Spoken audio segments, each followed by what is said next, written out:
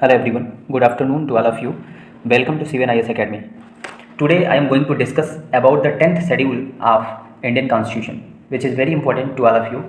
ठीक है, तो बेसिकली हम डिस्कस करने जा रहे हैं जो भारतीय संविधान की 10वीं अनुसूची है। आपको पता है कि भारतीय संविधान में जो अनुसूचियों की संख्या है बेसिकली वो वर्तमान में 12 हो चुकी है टोटली। ठीक है, इसके पहले ये जो था ये मतलब पहले कम ही हुआ करता था, मतलब कम के जगह पे हमें ये बोलना चाहिए कि 8 हुआ करता था और 9वीं 10वीं इस तरीके से बढ़ते चला गया और वर्तमान में हमारे पास 12 अनुसूची है। इस 12 अनुसूची में आज हम डिस्कस करेंगे 10वीं अनुसूची के बारे में कि 10वीं अनुसूची है क्या, संविधान की 10वीं अनुसूची क्यों चर्चा में है। आज के माहौल में आपको पता है कि अभी आम चुनाव लोकसभा का चल रहा है। ठीक है, आखिरी चरण में मतदान होना बाकी है। ठीक है, जो लास्ट चरण है 1 जून को होना है। तो बेसिकली उससे थोड़ा सा ये जुड़ता है, दल बदल विरोधी कानून, 10वीं अनुसूची, संसद सदस्यों की निरर्हता या अयोग्यता, ये सारी चीज़ें आप समझ पाएंगे, कोरिलेट कर पाएंगे, इसलिए टॉपिक में लेके आया हूँ। आप सभी लोगों के लिए किसी भी तरीके का कोई प्रिपरेशन कर रहे हैं तो वो सभी लोगों के लिए तो इंपॉर्टेंट है ही है। और being a citizen of India you must have to know about the 10th schedule anti defection law. क्या है एंटी डिफेक्शन लॉ, आइए समझते हैं बहुत ही शॉर्ट में, बहुत ही छोटे एक लेक्चर के माध्यम से। ठीक है, तो बेसिकली हमारे पास ये देख रहे हैं कि जो 10वीं अनुसूची है, ये 10वीं अनुसूची क्या है, कैसे है, देखते हैं। पहली बात तो जो 10वीं अनुसूची है इसे हम संशोधन के माध्यम से लेके आए थे और आपको एक यहाँ पे ट्रिक मैं बताऊंगा, आजीवन आप भूल नहीं पाओगे। 52nd नंबर का अमेंडमेंट था, 52nd नंबर का अमेंडमेंट था। और अगर आप मैथ का सिंपल फंडा जानते होंगे तो 5 × 2 आप करेंगे तो 10th मिलेगा और ये 10th शेड्यूल आपके पास रहेगा हमेशा याद। ठीक है, मतलब 5 × 2 कर दीजिए।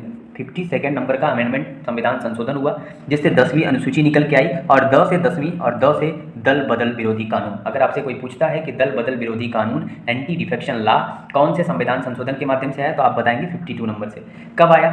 ये आया था 1985 में। और किस शेड्यूल में जोड़ा गया, शेड्यूल नंबर क्या बनेगा तो वो बनेगा 10वां। तो मेरा ट्रिक आप याद रखना, ये मेरा खुद का ट्रिक है जनरेट किया हुआ, तो आप इसे ध्यान से समझ लेना। एक बार मैं पुनः बता दे रहा हूँ। बेसिकली इसमें क्या था कि 10वीं जो अनुसूची है ये 10 कैसे आया, क्योंकि 52 नंबर का अमेंडमेंट हुआ और 5 × 2 आप करोगे तो यू विल गेट 10। और 10th शेड्यूल किससे रिलेटेड है? 10 से 10वीं, 10 से होता है ये 10वीं और इसी 10वीं से होता है दल बदल विरोधी कानून, anti defection law in English. ठीक है, क्लियर यहाँ तक की पॉइंट? अब यहाँ पे कुछ भी आपको यहाँ तक की लाइन में कुछ भी ऊपर तक की लाइन में बचा नहीं है जो समझाऊँ मैं। ठीक है, क्लियर यहाँ तक? अब ये किस लिए लाया गया, क्या नीड इसकी थी? तो बेसिकली ये दल बदल के आधार पर, जैसे दल बदल करते हैं, दल मतलब क्या होता है, जैसे आप एक पार्टी में हैं, पार्टी ए में है, ठीक है, आपने स्विच किया पार्टी बी में चले गए आप, तो ये क्या हो गया, दल बदल हो गई। इस पार्टी को आपने ए को छोड़ा और बी को आपने ज्वाइन किया। तो इस तरीके के जो व्यवहार हैं, ठीक है, और आप देखेंगे कि इसको आया राम गया राम के कॉन्सेप्ट से भी बोला जाता है कि एक ही दिन में कई बार वो पार्टियां बदल रहे हैं जो अपने व्यक्तिगत लाभों के माध्यम से, ये व्यक्तिगत लाभों को देखते हुए, तो इन सब चीज़ों के ऊपर एक चेक रख पाए इसलिए इसको बनाया गया। ठीक है, अब देखते हैं कि ये बेसिकली संसद सदस्यों के साथ साथ राज्य विधानसभाओं के सदस्यों के लिए, मतलब सिंपल शब्दों में कहें तो आपको, क्योंकि इससे ज़्यादा परिचित है, MP और MLA। ठीक है, और यहीं पर मैं फुल फॉर्म भी बता दूँ, मेंबर ऑफ पार्लियामेंट और मेंबर ऑफ लेजिस्लेटिव असेंबली। ठीक है, जो संसद सदस्य होते हैं और जो विधानसभा के सदस्य होते हैं, इन लोगों के बारे में है कि दल बदल के आधार पर कौन से लोग हैं जो निरर्हता को मतलब देखेंगे निरर्हर हैं या कह सकते हैं अयोग्य हैं। ठीक है, इनकेपेबल हैं, ये इससे संबंधित है। पहली चीज़ दल बदल के आधार पर, ठीक है, पार्टी इन्होंने चेंज किया उसके आधार पर देखेंगे, सांसद हो या विधायक हो, इन लोगों की अयोग्यता से संबंधित ये है दल बदल। क्लियर? अब देखिए होता क्या है कि निर्वाचित जो सदस्य होते हैं, जो सदस्य क्या हो जाते हैं, इलेक्ट हो जाते हैं। अभी जो ये लोकसभा का चुनाव हो रहा है इसमें भी कई सदस्य इलेक्ट होंगे। अब इसके बाद अगर दल परिवर्तन से रोककर राजनीतिक दलों के बीच क्या करना है, एक राजनीतिक स्थिरता, पॉलिटिकल स्टेबिलिटी, इसका मतलब कह सकते हैं एक मेन वजह कह सकते हैं, क्योंकि पॉलिटिकल स्टेबिलिटी नहीं रहेगी तो विकास कार्यों में बाधाएं आएंगी, कभी भी विकास कार्य संभव नहीं हो सकता है। ठीक है, तो फर्स्ट ऑफ ऑल क्योंकि डेमोक्रेटिक सेटअप है तो यहाँ पे जो हमारी राजनीति है, राजनीतिक व्यवस्था है, हमारी सरकार है, उसकी व्यवस्थाएं जो संचालित होंगी वो हमारे इसी MP MLA के माध्यम से ही होती हैं, आपको पता है। तो बेसिकली राजनीतिक दलों के बीच में इस दल परिवर्तन को रोक करके राजनीतिक स्थिरता को लाना और इनको थोड़ा सा डिसिप्लिन मतलब में रखने का काम करना था, बेसिकली इसका उद्देश्य था। अब कौन से लोग होंगे जो अयोग्य होंगे या निरर्हर होंगे, ठीक है, इसको भी समझते हैं। चलिए, बेसिकली कौन से लोग होंगे जो इनकैपेबल होंगे।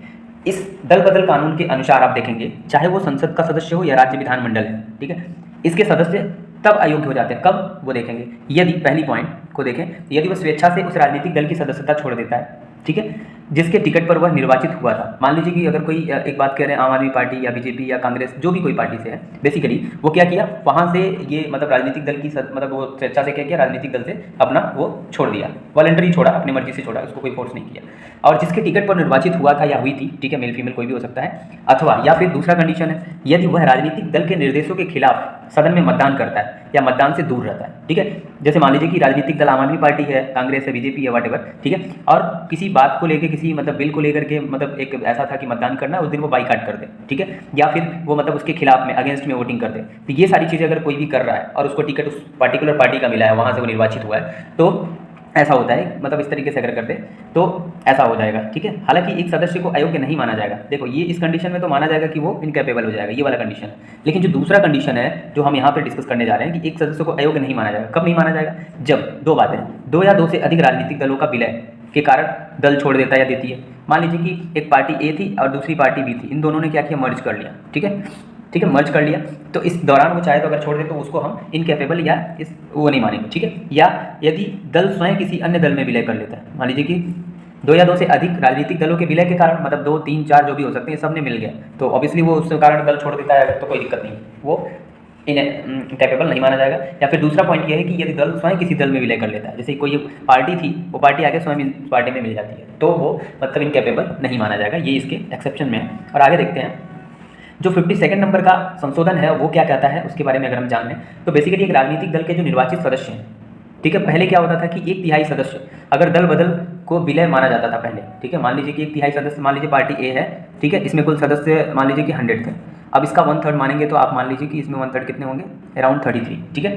ये 33 लोगों ने अगर क्या किया, मतलब दल बदल कर दिया, तो ये विलय माना जाता था, ठीक है, ये विलय माना जाता था। और लेकिन क्या किया गया, 91 नंबर का अमेंडमेंट हुआ, ये बहुत इंपॉर्टेंट अमेंडमेंट है, जैसा मैंने आपको बताया था कि अमेंडमेंट के ऊपर भी हम चर्चा करेंगे। लेकिन अभी यहाँ देख लीजिए 91 नंबर जो अमेंडमेंट हुआ था 2003 में, इसने क्या किया, जो 1/3 की कैटेगरी थी, 1/3 का जो मतलब दल बदल करके विलय कर लेते थे, वो इनवैलिड नहीं माना जाता था, वैलिड हो जाता था। इस चीज़ को अब किसी पार्टी के कम से कम 2/3 में कन्वर्ट कर दिया, ठीक है, क्या कर दिया, एटलीस्ट 2/3 होना चाहिए, थोड़ा इसको और डिफिकल्ट बना दिया, क्योंकि 1/3 मुझे लगता है हो जाएगा, ठीक है। लेकिन अब अगर 100 का ही आप क्या करो, थोड़ा मैथमेटिकल कैलकुलेशन कर लो, 2/3, तो आपको पता है कि ये 33 के अराउंड में अगर मानो तो 33 टू जा क्या हो जाएगा, 66। तो पहले 33 ही चाहिए था कि आप विलय कर लो, कोई दिक्कत नहीं। अभी क्या है, 66 चाहिए था, उसका 2 टाइम्स चाहिए, ठीक है। तो ये थोड़ा सा टिपिकल हो गया। अब सदस्यों को विलय के पक्ष में होना चाहिए ताकि कानून की नज़र में उसकी वैधता हो, तब वो वैध माना जाएगा, वैलिड माना जाएगा, ठीक है। तो बेसिकली आपको ये छोटे से सेशन में मैंने बताया, और अराउंड 10 मिनट में ये 10वां अनुसूची पूरी तरह से कवर है, ठीक है। और please do like, share and subscribe my channel. अगर ये आपको थोड़ा भी बेनिफिशियल लगता हो, फ्रूटफुल लगता हो, तो अपने दोस्तों में, फ्रेंड सर्कल में इसे शेयर करिए। Keep studying, keep growing, this is my concept, ठीक है। If you have any kind of doubt you can ask me in my comment section. Thank you so much, thanks a lot.